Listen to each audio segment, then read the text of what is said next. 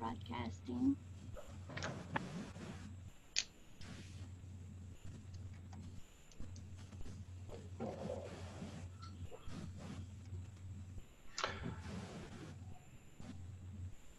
And Mary, if you want to just give me a heads up, I can't see my clock. So when we're right about the top of the hour, if you want to let me know, and then I'll go ahead and give the introduction. Will do. Thank you.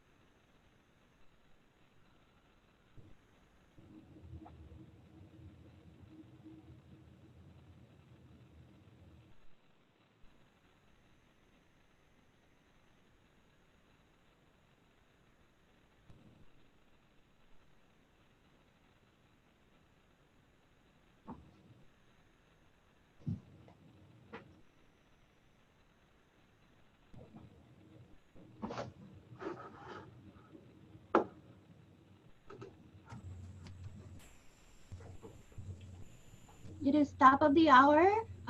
We have 12 attendees online. Do we want to wait for a few minutes?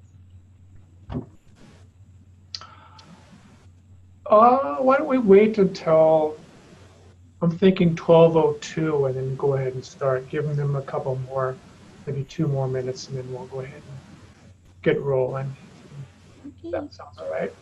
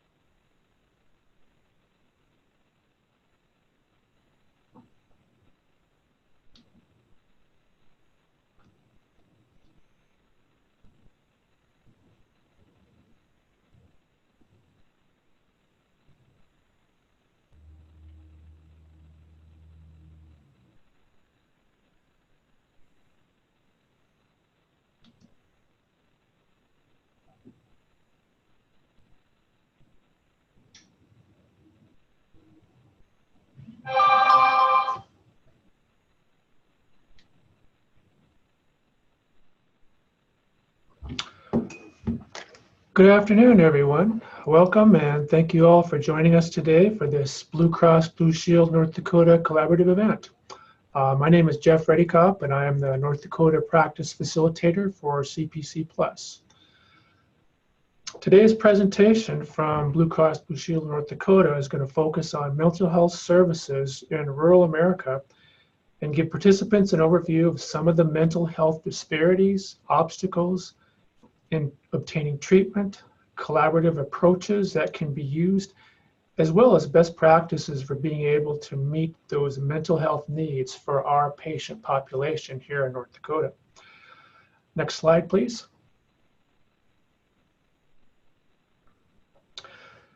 Our presenter today is Kyla Temple, who is a licensed master's level social worker and certified case manager.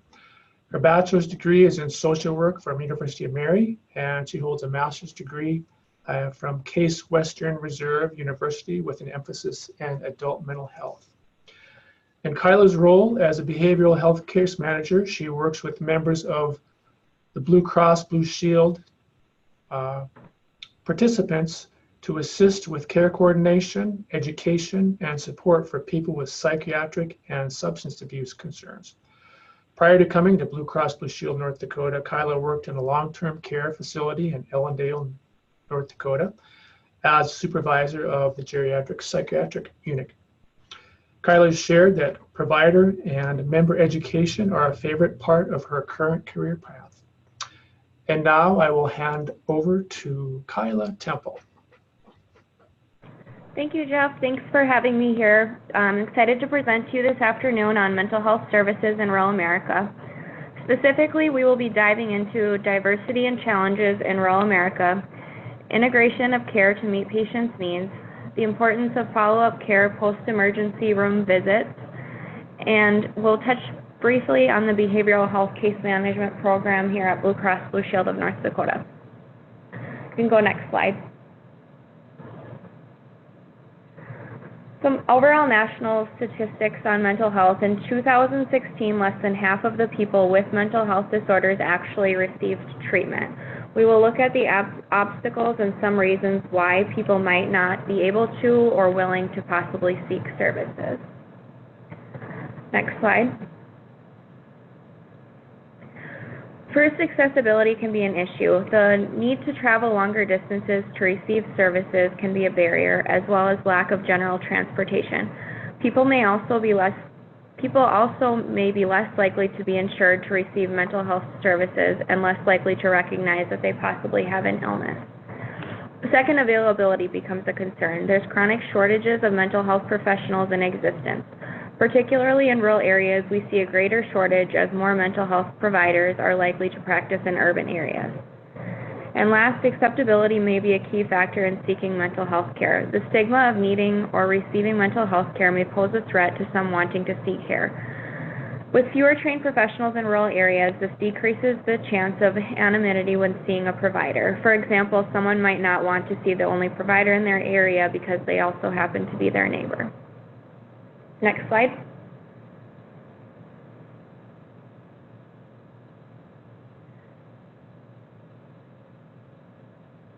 Next, we will look at unique factors and challenges that come about in accessing services in rural America. According to a study done in 2015, it shows that children in a rural area have a prevalence of 18.6% of having a mental health disorder compared to the general population at 15%. In North Dakota, we've seen our rural areas become more creative and unique in filling these gaps in care so people can appropriately access services. Meeting challenges such as higher poverty rates, geographical isolation, and transportation play a role. A lot of creativity happens in rural settings to meet the needs of our patients who have mental health concerns. You can go next slide. Another study done in 2015 shows us that 1 in 5 adults in the U.S. experience a mental health disorder in any given year. Stigma and confidentiality are two of the main bullet points that may inhibit people from seeking mental health care. For example, people being unwilling to talk openly about their mental health concerns for fear of not being accepted. Smaller rural areas with close-knit networks, people might develop a fear that their private information might not be kept confidential, and other areas of concern. Next slide. So now that we've gone over some of the unique challenges to accessing mental health service in rural areas, we can touch on some possible solutions that some of us may already be tapping into, which is telehealth. Telehealth is a great option that's becoming more prevalent. It's often available for adults, and it's becoming more available for children. Telehealth is a great option to decrease stigma and increase accessibility with having more flexible scheduling. It also works well to serve people in rural areas, either in a clinic setting or in the comfort of your own home. While there are pros in telehealth treatment that help us overcome the rural diversity challenges, there can also be some factors to consider. Next slide.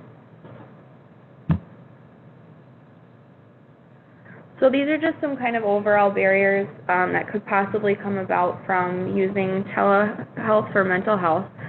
So when you look at insurance coverage, not all insurance is covered the same. However, with mental health parity, there is stronger alignment on telehealth used for mental health. And just a side note, Blue Cross Blue Shield does have coverage for telehealth practices. Licensure requirements. There are states that are making it easier for doctors to expand their practices and have out-of-state license compacts, but sometimes if you have a provider in another area of the country, the licensure issues can just get a little more confusing. Evidence of effectiveness. Studies and evidence suggest that telehealth services can be effectively delivered to underserved populations, such as rural Americans, and that telehealth can be used effectively to treat mental health conditions. Research suggests that telehealth services could meet the broader behavioral needs, specifically of children and adolescents, and some programs have demonstrated that telehealth for mental health can be done and successfully meet psychiatric needs of rural children. Although these studies demonstrate effectiveness, continued evidence is needed to support the use of telemental health for the broader population. More rigorous research can be done to find innovative approaches that can expand evidence-based practices. Another point is ensuring patient privacy. You want to ensure that your technology is secured and that the patient's rights are protected the same as they would be if you were at an in-office, in-person visit. And then just the cost of telemental health.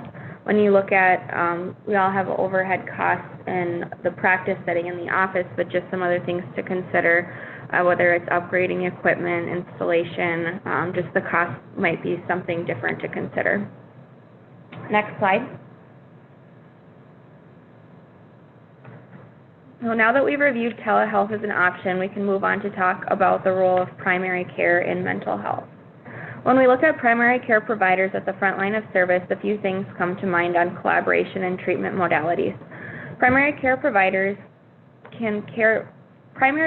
offices can improve health outcomes and an effective approach for caring with patients with multiple complex health concerns. Having primary care providers work with people who have mental health concerns increases access to care, particularly in rural settings. Behavioral health shortages have drawn primary care providers to come up with creative and innovative approaches to serve their patients. One example, Blue Alliance is doing a lot of really great things by integrating mental health into the primary care clinics. Having a primary care provider be able to care for people with mental health concerns while blending integration of care is an all-around win for our patients. Next slide. Follow-up care, particularly after a mental health episode that resulted in an emergency room visit, is very important. They're strong predictors of decreased readmissions if people have follow-up appointments with their primary care provider or a specialist post-emergency room visit for a mental health crisis. A study published by NCBI in 2014 showed that rates were very low for follow-up within 30 days of discharge from an emergency room visit. Poor integration of follow-up care in the continuum of psychiatric care leaves many individuals with poor quality treatment. This is an area where telehealth can excel, and case managers such as myself can assist with finding in-network providers for members to follow up with. Having a shared plan of care between all people on the continuum of care is key.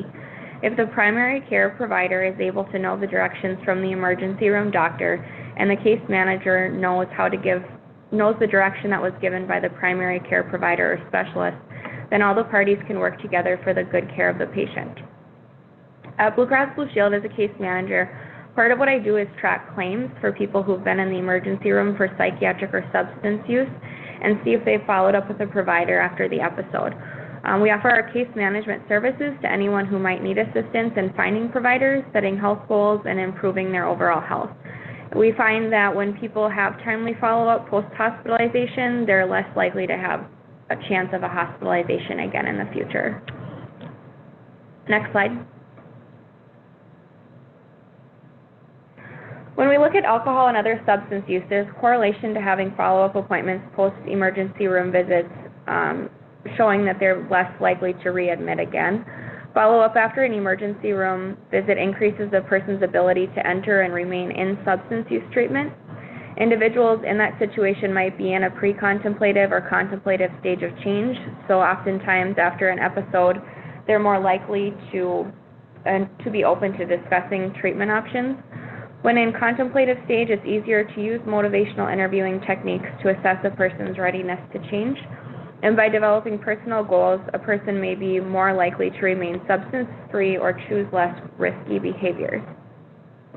So in case management, I follow up with people who've been to the emergency room for substance use. I have scenarios where I can get a referral for case management from the hospital if the member was admitted after an emergency room visit. And when I'm able to connect with a member on the phone and use motivational interviewing techniques with readiness to change, in this situation, the member became open to seeking treatment. I was able to help them find an in-network treatment facility where they were able to go and get treatment for their alcohol use disorder. So this was just a great example of how the insurance-based case management was able to assist working collaboratively with the patient, the hospital, emergency room, and the admitting treatment facility to assist the member in getting the best care that they needed. Next slide. Some more information about mental health visits to the emergency room include if patients are seen during the week, they're more likely to comply with outpatient follow-up instructions if the appointment is made before the discharge occurs. Having these patients set up with appointments before they leave the emergency room is a high indication that they will be more likely to follow up with if the appointment was made for them. And also, if the member already has an established primary care provider, they are more likely to follow up with them post-emergency room visits. Next slide. Oftentimes we see patients with multiple medical comorbidities along with their mental health diagnosis. We're going to dig deeper into what treatment and outcomes look like for that. This slide depicts the rates of someone having a psychiatric diagnosis and the likeliness of a medical diagnosis. Along with the data, depression among people reporting diabetes is 2 times the risk for people without diabetes. Reported individuals with cardiovascular disease have an elevated risk of developing an anxiety disorder in their lifetime. So in short, it's important to treat both the medical and mental health symptoms and to realize that sometimes the symptoms might not be clear which diagnosis is causing which symptom. Next slide.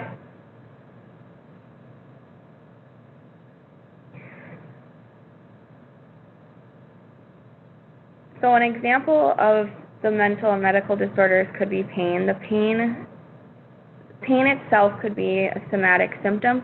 The pain might be the underlying cause of anxiety, depression, or other mood disorders.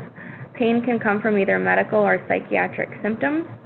Another example would be sleep. It might be a symptom of depression or anxiety, or it could be an underlying medical issue. So diagnosing and treating correctly the root cause of the problem is very important in meeting our patients' health needs. Similarly, someone with routine high blood pressure might be a result of an alcohol detox. So just kind of knowing patterns of people's behaviors and looking at what the root cause of these symptoms are. And as we look closely at the ways medical and psychiatric symptoms overlap, we can also look at exposure to early trauma and chronic stress as a risk factor for both medical and psychiatric conditions. Next slide.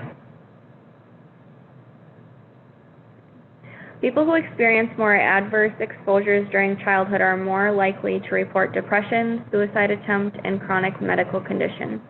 Chronic stressors such as lack of money for basic needs, caregiving responsibilities, conflicts in relationships, dealing with long-term medical conditions, they're all particularly strong predictors of depression. Think of Maslow's hierarchy of needs. We must have our basic needs met first to survive in order to meet our wants and desires and have the ability to help other people.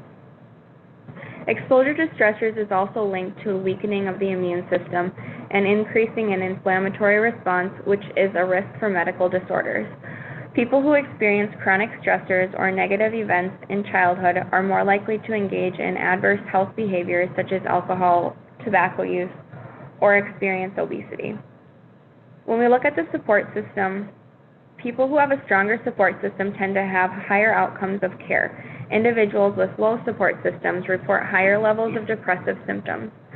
Social support may be important in the course of a disease like schizophrenia or bipolar disorder, and those with lower social support report poorer outcomes of these illnesses.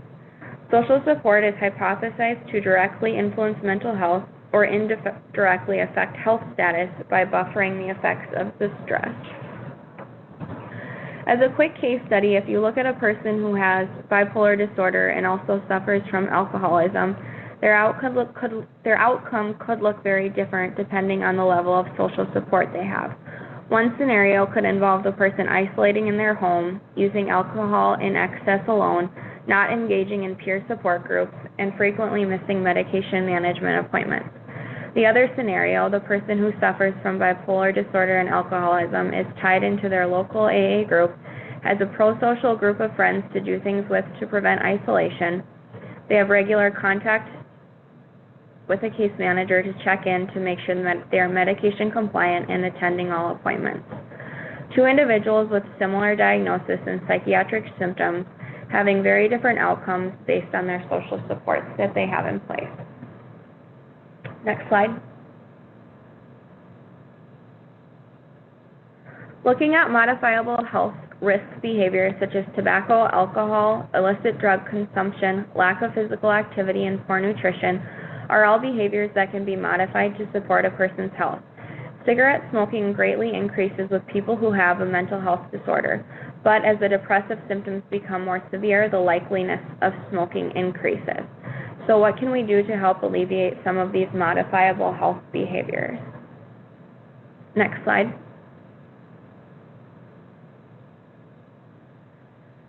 It is also important to note that the common treatment for medical diseases can have adverse reactions such as weight gain, obesity, and type 2 diabetes.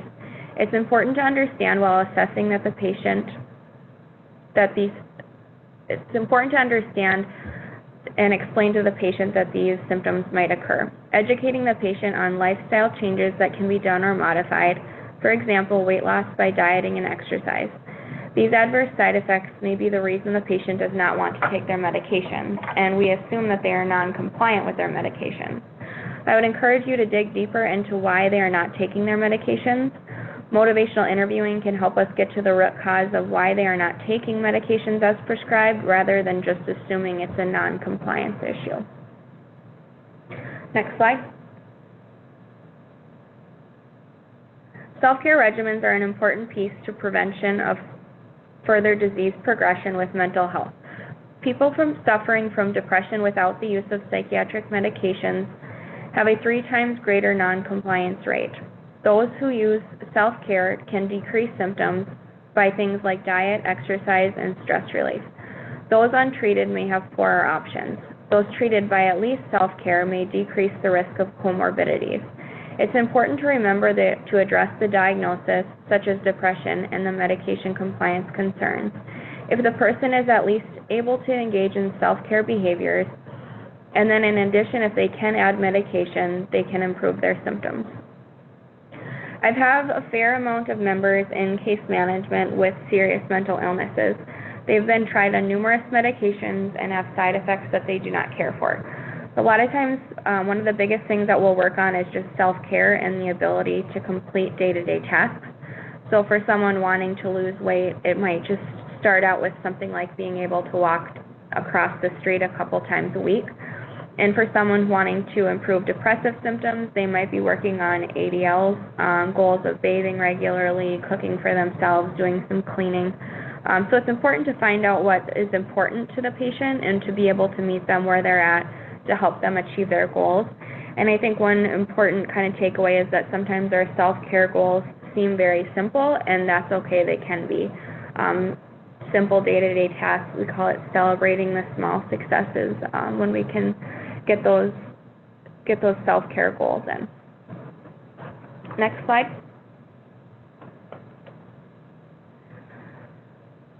By not using self-care, following medication regimens, etc., people are at a greater risk of premature mortality associated with mental disorders.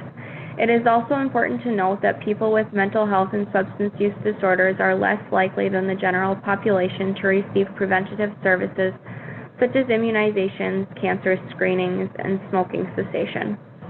In primary care, common mental comorbidities such as depression often go unnoticed and underdiagnosed. They may present with symptoms such as a headache, fatigue, pain, GI problems that overlap with general medical disorders, making diagnosing these difficult. It is important to be able to appropriately identify signs and symptoms while developing appropriate treatment plans for our patients to make sure the right area of their life is being treated. Next slide. When we talk about the importance of following up, setting goals, and assisting our patients with the tools that they need to have their optimal health goals met, we can look at some interventions that can make that role easier. 211 First Link is a local resource network line. If you have a patient with limited resources in their area, accessing 211 can be a solution. They have an online database as well as people that you can talk to help find answers and resources. They have a community navigator on their staff that specifically helps people with finding the resources that they need to meet their health goals and their needs. Collaboration with other healthcare providers, just remembering that we are our own wealth of knowledge, and an area that your clinic or practice might be struggling in, it's likely either is a struggle for another clinic or has been one in the past. So by using shared knowledge and interventions, we can learn from each other as professionals. We went over a list of the pros to telemental health that can be used in rural settings. So I think there's a lot of positives to assist with those follow-up appointments using the telehealth, and that we'll be seeing that a lot more in the future. And lastly, behavioral health case management at Blue Cross Blue Shield of North Dakota. We can assist with helping patients get their follow-up appointments made. Our case management program is a free and voluntary program where we work with myself, the behavioral case manager, on accessing service, education, care coordination, and support. So we work with patients and providers together on the members' healthcare needs and goals. By using motivational interviewing techniques and goal settings, the members are able to improve their overall health and work towards a healthier lifestyle. Next slide. So we accept referrals from providers or self-referrals for case management. Our goal is to increase member knowledge in symptoms, adherence, and medical literacy. We can also help navigate the insurance world, helping them with in-network providers and claims questions that they might have. So just kind of wanted to touch a little bit on our case management program for those of you who were not aware of it. We do take referrals from providers or self-referrals. So if there's an area that you have a patient that might have some needs, we would welcome any referrals over to our program. And that is the conclusion. If there's any questions on the presentation.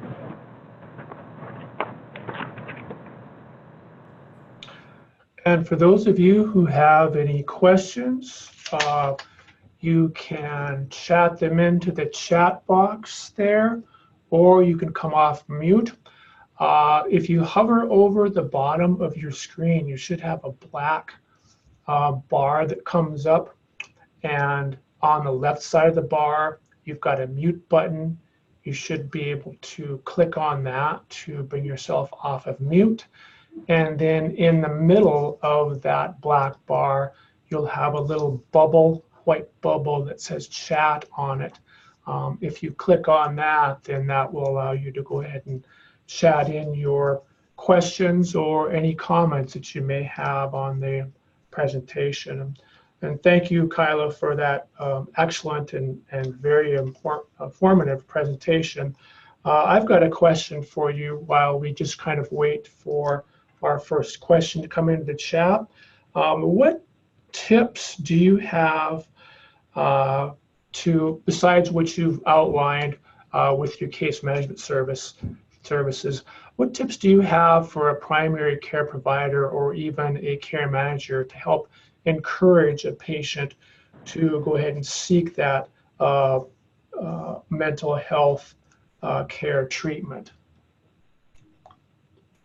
So you're saying, like say an example, if somebody were in a primary care setting and expressing some mental health concerns, how do you kind of take them to the next level to seek services? Exactly. Additional services? Okay.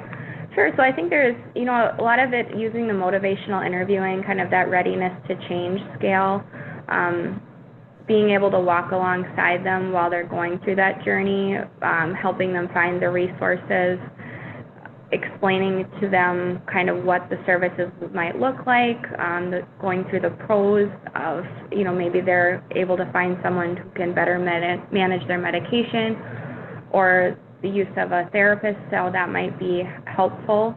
But I think just meeting them where they're at and really honing in on our motivational interviewing skills can really at least plant the seed for further discussion down the road. So really, it sounds like it's really a case by case. It's based on their relationship with that individual patient and where they happen to be at that point in time. Right, and sometimes it might just be planting that seed. They're maybe not ready yet, but slowly bringing up the conversation at each visit, or giving them some extra reading material to look into some different resources. You never know, I guess, when you might catch the person at the right time when they're ready to make that change. Definitely, it can definitely be about timing with a lot of those folks. So our first question in the chat here today was from Cynthia. She was just wondering how to obtain a copy of those slides from today's presentation. And Cynthia, we can go ahead and follow up and take care of that. What other questions do people have for Kyla regarding today's topics and subject matter? Please go ahead and chat those in, or feel free to come off of mute.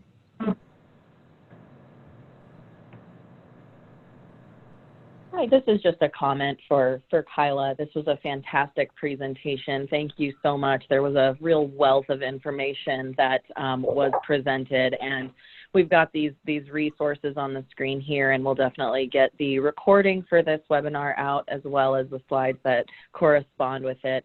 I think one of the big takeaways that I got personally from this is, you know, how many factors kind of play into a patient's behavioral health.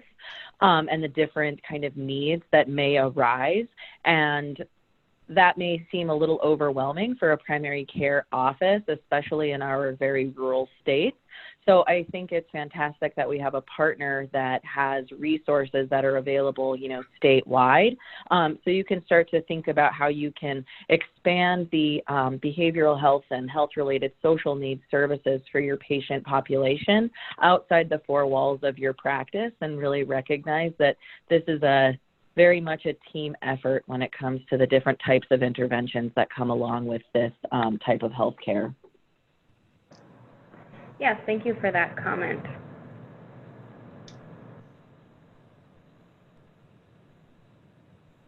Of course. Yeah, I definitely agree.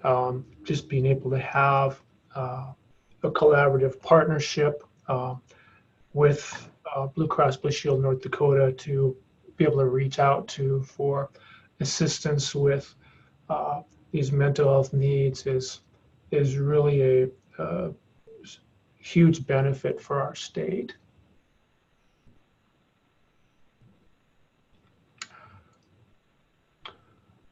So does anyone have any questions or anything that they'd like to bring up with Kyla here?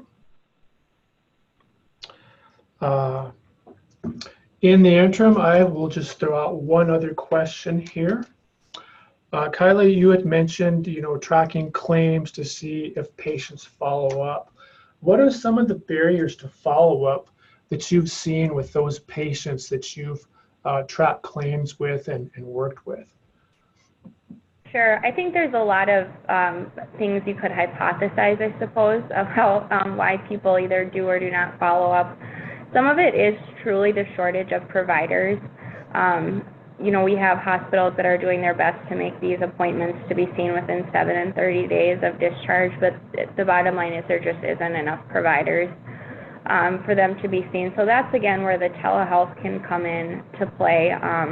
There's one of our plans, our federal plans actually have a teledoc service that's included in their benefits, where you can, I guess I haven't personally used it, but you can schedule telemental health on there too, and see someone through the comfort of your own home on your phone or your iPad.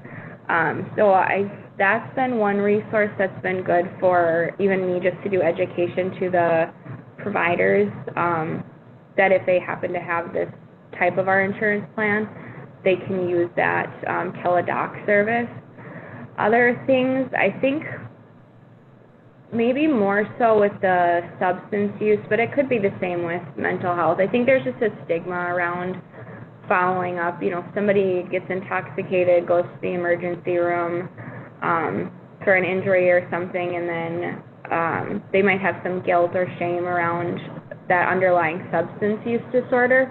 So rather than going in to follow up and maybe having a substance use eval done or following up with a doctor, they're just going to kind of sweep it under the rug and think, well, it was just a one-time thing, or I'll modify some of my life choices on my own. I do think that is a big barrier, is just people's own self-perception of their behaviors, and not really wanting to have that come to light. So I think that would probably be the two, is just availability of providers, and then also just people kind of not really wanting to admit that they have a problem. Yeah, I can definitely see both of those situations, particularly when it comes to the guilt and the shame. With our culture here in North Dakota, we tend to be more stoic and keep things to ourselves, and I think it's harder for us to be willing to reach out and to accept that help too. And I like what you said about the teledoc benefit. That's really a tremendous opportunity for those patients that have that insurance that allows that benefit to be able to have that service. So that's really a great option. We'll keep it open for questions for another minute or two here. And if we don't have any responses, we'll go ahead and close out for the day.